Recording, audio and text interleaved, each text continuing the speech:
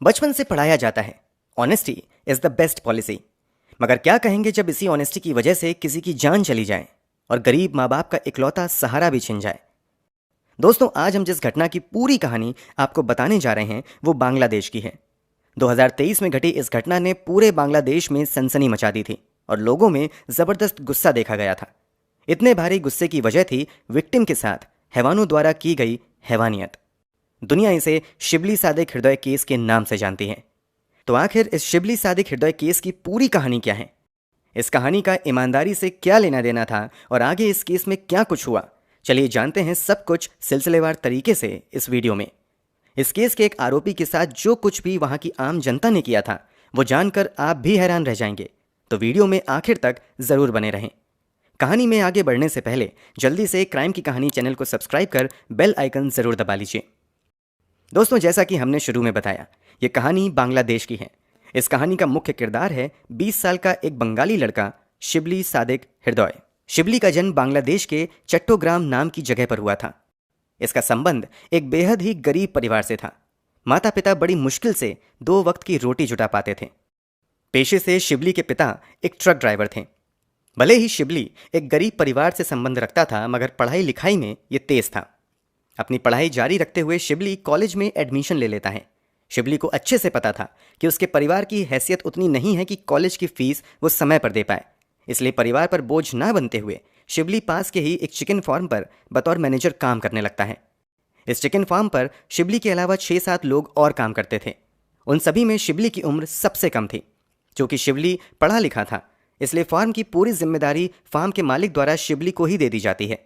इसलिए वहां काम करने वाले सभी लोग शिबली के ऑर्डर के अकॉर्डिंग ही काम करना शुरू कर देते हैं। रोजाना सुबह शिबली काम के लिए अपने घर से निकलता था और शाम होने तक काम खत्म करके घर वापस चला जाता था। मगर 28 अगस्त 2023 को ऐसा नहीं होता है। शिबली सुबह काम पर तो आता है, लेकिन देर शाम हो जाती है, वो वापस घर नहीं जाता है।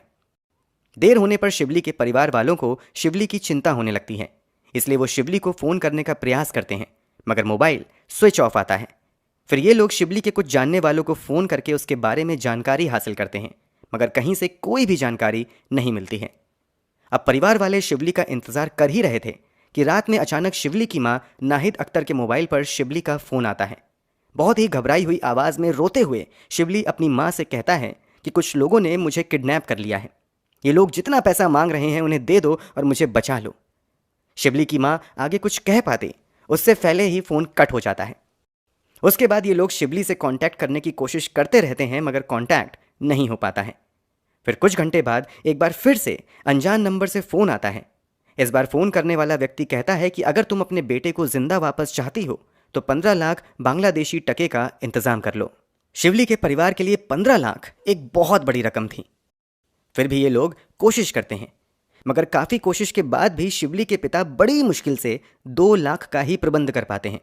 अगली बार जब किडनैपर फोन करता है तो शिबली के पिता कहते हैं कि मैं 15 लाख का तो नहीं बल्कि 2 लाख का इंतजाम कर पाया हूं, इसलिए आप फिरौती की रकम कम कर दें। शिबली के पिता की बात किडनैपर मान लेता है और अब फिरौती के रूप में 2 लाख की डिमांड करता है। जब शिबली के पिता पैसा देने के लिए रेडी हो जाते हैं तो किडनैपर उन्हें 4 सितंबर 2023 को फोन करके बंदरबान डिस्ट्रिक्ट के एक लोकेशन पर बुलाता है। शिबली के पिता बताई गई लोकेशन पर पहुंच जाते हैं। फिर किडनैपर पैसे लेकर चला जाता है। जाते जाते किडनैपर धमकी देता है कि अगर तुमने पुलिस वाले को या किसी को भी इस बारे में बताया तो तुम्हारा बेटा मारा जाएगा। पैसे लेने के बाद किडनैपर यह भी कहता है कि शाम तक तुम्हारा बेटा घर चला जाएगा। ये सुनकर परिवार वाले थोड़ी राहत की सांस लेते हैं और बेटे के घर वापस आने का इंतजार करते रहते हैं, मगर उनका इंतजार था कि खत्म होने का नाम ही नहीं ले रहा था। होते होते कई घंटे बीत जाते हैं, मगर शिबली नहीं आता है। वैसे तो किडनैपर ने परिवार वालों से पुलिस को कुछ भी बताने से मना किया था, मगर जब पैसे देने के 3 दिन बाद भी शिबली वापस नहीं आता है तो अब परिवार वाले पुलिस के पास जाने का फैसला करते हैं। परिवार वालों की शिकायत पर राउजन पुलिस स्टेशन में शिबली की किडनैपिंग का केस दर्ज कर लिया जाता है। पुलिस वाले अपनी जांच की शुरुआत शिबली के परिवार वालों से ही पूछताछ करते हुए करते हैं। शुरुआती पूछताछ के दौरान शिबली की मां पुलिस वालों को बताती है कि शिबली जिस पोल्ट्री फार्म में काम किया करता था वहीं काम करने वाले कुछ साथियों के साथ कुछ महीने पहले उसका झगड़ा हुआ था। परिवार वालों के इस बयान के बाद पुलिस वाले सबसे पहले उस पोल्ट्री फार्म पर काम करने वाले मजदूरों की ही तलाश में लग जाते हैं। एक के बाद एक कुल 6 मजदूरों को गिरफ्तार किया जाता है। पहली गिरफ्तारी 10 सितंबर को हुई थी। गिरफ्तार किए गए मजदूरों में उमोंगचिंग मामा, सुइजिंगमुंग मामा, अंगतुमुंग मामा तथा उक्यातमाई मामा शामिल थे। इनके अलावा पुलिस 2 और व्यक्ति को गिरफ्तार करती है। गिरफ्तार किए गए सभी आरोपी बांग्लादेश में अल्पसंख्यक की कैटेगरी में आने वाले मामा संप्रदाय से थे। जब इन सभी से पूछताछ शुरू होती है तो एक एक करके सभी आरोपी पुलिस के सामने शिबली के बारे में कुछ भी जानने से इनकार करते हैं। लेकिन जब पुलिस वाले इन आरोपियों से कड़ाई के साथ पूछताछ शुरू करते हैं तो गिरफ्तार किए गए 6 व्यक्ति में से एक कहता है कि हमने सब कुछ उमोंगचिंग मामा के कहने पर किया है। अब पुलिस वाले उमोंगचिंग मामा को ही प्राइम सस्पेक्ट मानते हुए अपनी जांच आगे बढ़ाते हैं। इससे पूछताछ का सिलसिला शुरू होता है।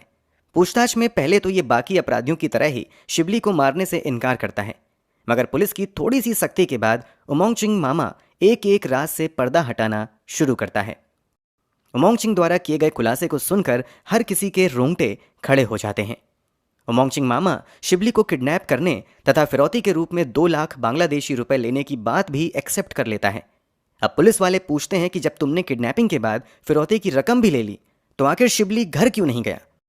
इस पर उमोंगचिंग मामा खुलासा करता है कि हमने किडनैपिंग के कुछ घंटे बाद ही शिबली की हत्या कर दी थी। हत्या करने के बावजूद फिरौती की डिमांड उमोंगचिंग मामा और उसके साथियों ने बस इसलिए की थी कि परिवार वालों को पुलिस तक जाने से रोका जा सके और उन्हें गुमराह किया जा सके।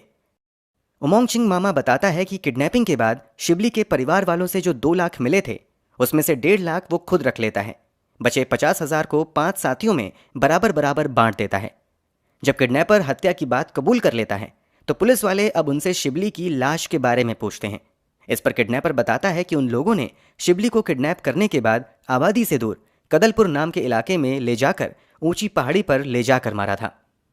खुलासे के मुताबिक ये सभी अपराधी पहले शिबली की हत्या करते हैं, फिर उसके शरीर की हड्डियों से मांस को अलग कर देते हैं। शरीर की हड्डियों को भी कई टुकड़ों में तोड़ने के बाद पहाड़ी पर से ही उसे अलग अलग दिशाओं में फेंक देते हैं। इसके अलावा इन लोगों ने जो मांस को शरीर से अलग किया था उसे दूर ले जाकर कहीं और फेंक देते हैं। इन लोगों ने ऐसा इसलिए किया था ताकि कोई कभी भी शिबली को ना पहचान सके। इतना ही नहीं, इनमें से एक किडनैपर दावा करता है कि इन लोगों ने जो मांस शिबली के शरीर से अलग किया था उनमें से कुछ हिस्सा उमोंगचिंग मामा ने पकाकर खाया भी था। जब अपराधियों द्वारा शिवली का मांस खाए जाने वाली बात मीडिया के जरिए बाहर आती है तो पूरे बांग्लादेश में यह चर्चा का विषय बन जाता है। लोगों में गुस्सा भरा आता है। चूंकि सभी आरोपी अल्पसंख्यक समुदाय से थे इसलिए देखते ही देखते ये मामला कम्युनल रूप भी लेने लगता है। अब पुलिस वालों के सामने सबसे बड़ा सवाल था कि आखिर इन लोगों ने एक मासूम लड़के की इतनी बेरहमी से हत्या क्यों कर दी। जब इसी सवाल का जवाब उमोंगचिंग मामा से पूछा जाता है तो वो चौंका देने वाला खुलासा करता है। खुलासे के मुताबिक जब शिबली अपनी नौकरी की शुरुआत इस पोल्ट्री फार्म में करता है तो वहां काम करने वाले बाकी मजदूर शिबली की बातों पर बहुत ज्यादा ध्यान नहीं देते हैं। अक्सर ये लोग काम में चोरी किया करते थे, मगर मैनेजर होने के नाते शिबली इन लोगों को हमेशा समझाया करता था। शिबली के कई बार समझाने के बावजूद बाकी के मजदूर काम पर ध्यान नहीं देते थे और चोरी करना जारी रखते थे। इस पर शिबली एक दिन सभी को चेतावनी देता है कि अगर तुम लोग नहीं सुधरे तो मैं तुम लोगों के खिलाफ एक्शन लूंगा और इसकी शिकायत पोल्ट्री फार्म के ओनर से भी कर दूंगा। इसी बात पर उमोंगचिंग मामा और उसके बाकी साथियों तथा शिबली के बीच झगड़ा हो जाता है। इस झगड़े की जानकारी पोल्ट्री फार्म के ओनर तक भी चली जाती है। फिर एक दिन ओनर शिबली तथा वहां काम करने वाले बाकी मजदूरों को बुलाता है और उनसे कहता है कि शिबली यहाँ का मैनेजर है और वो जैसा कहेगा तुम लोगों को उसके अकॉर्डिंग ही काम करना है। यहाँ पर ओनर सभी मजदूरों को मिलजुल कर और बिना झगड़े के काम करने की भी चेतावनी देता है। अब बाकी मजदूरों को शिवली के अनुसार ही काम करना पड़ता है, मगर ईमानदारी से काम करने में उन लोगों का मन नहीं लगता है और वो लोग शिवली को बीच से हटाने के बारे में सोचने लगते हैं। इसी प्लानिंग के दौरान उमोंगचिंग मामा अपने बाकी साथियों को किडनैपिंग वाला आइडिया देता है। बाकी साथी उमोंगचिंग मामा की इस सलाह को मान लेते हैं और फिर शुरू में हुई लड़ाई झगड़े के लगभग 2 महीने बाद उमोंगचिंग मामा और उसके साथी पोल्ट्री फार्म से ही शाम में शिवली को किडनैप कर लेते हैं। किडनैपिंग के बाद ये सभी शिवली के परिवार वालों से फिरौती की डिमांड करते हैं। इन लोगों का मकसद फिरौती के जरिए मोटा पैसा कमाना था, मगर इन लोगों के मंसूबों पर तब पानी फिर जाता है जब शिवली उमोंगचिंग मामा और उसके साथियों को पहचान लेता है। अब इन लोगों को डर सताने लगता है कि अगर हमने फिरौती की रकम लेने के बाद भी शिवली को रिहा कर दिया तो ये सभी को किडनैपिंग के बारे में बता देगा और हम सभी पकड़े जाएंगे।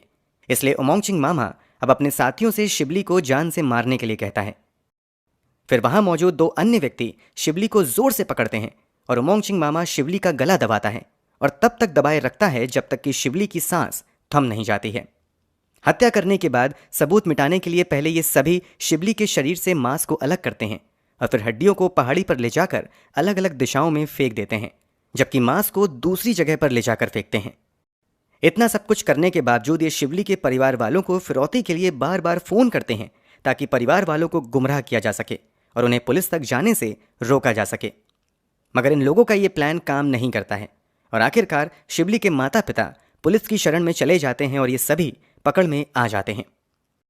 आरोपियों द्वारा किए गए इन सभी खुलासे के बाद पुलिस वालों की कई टीम उस पहाड़ी तक जाती है जहां पर अपराधियों ने शिबली की हत्या करने का दावा किया था। फिर यहां सर्च अभियान चलाया जाता है। सर्च अभियान के दौरान कई घंटों की मशक्कत के बाद फाइनली पुलिस वालों को शिबली के शरीर की कुछ कंकाल मिलते हैं। इसी बीच क्राइम सीन पर अब कुछ ऐसा होता है जिसकी उम्मीद किसी को भी नहीं थी। जैसा कि हमने बताया, आरोपियों द्वारा किए गए खुलासे के बाद बांग्लादेश में बड़े स्तर पर मीडिया में इस न्यूज को कवर किया गया था। आरोपियों द्वारा शिबली के साथ की गई हैवानियत की खबर ने लोगों में गुस्सा भी भर दिया था। इसलिए जैसे ही आसपास के लोगों को पता चलता है कि पुलिस आरोपियों को लेकर क्राइम सीन तक सबूत इकट्ठा करने के लिए आई है, तो बड़ी संख्या में आसपास के इलाकों में रहने वाले आम लोग यहां जमा हो जाते हैं।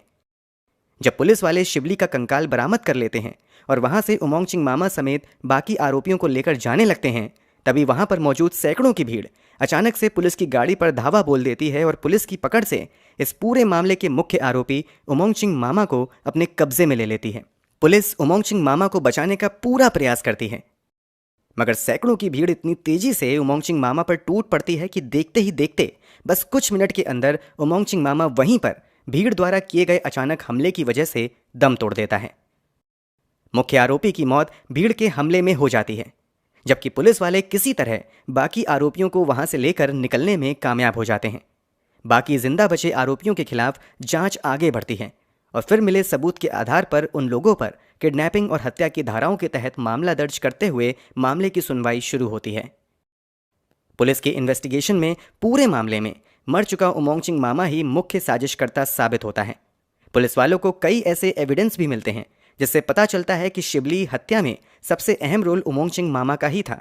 हालांकि शुरू में मामा द्वारा शिबली का मांस खाने से संबंधित जो खबर मीडिया में आई थी वो पुलिस की जांच में सही नहीं पाई जाती है। पुलिस के मुताबिक जांच के दौरान उमोंगचिंग मामा द्वारा शिबली का मांस खाने से संबंधित कोई सबूत नहीं मिलता है। अब केस की मौजूदा स्थिति की बात करें तो इस मामले की सुनवाई अभी भी अदालत में चल रही है। आने वाले समय में अपराधियों को अदालत द्वारा सजा भी मिल जाएगी। अब बाकी आरोपियों को क्या सजा मिलती है वो तो आने वाले समय में ही पता चलेगा। वैसे आपके अनुसार अपराधियों को क्या सजा मिलनी चाहिए, कमेंट बॉक्स में जरूर बताएं।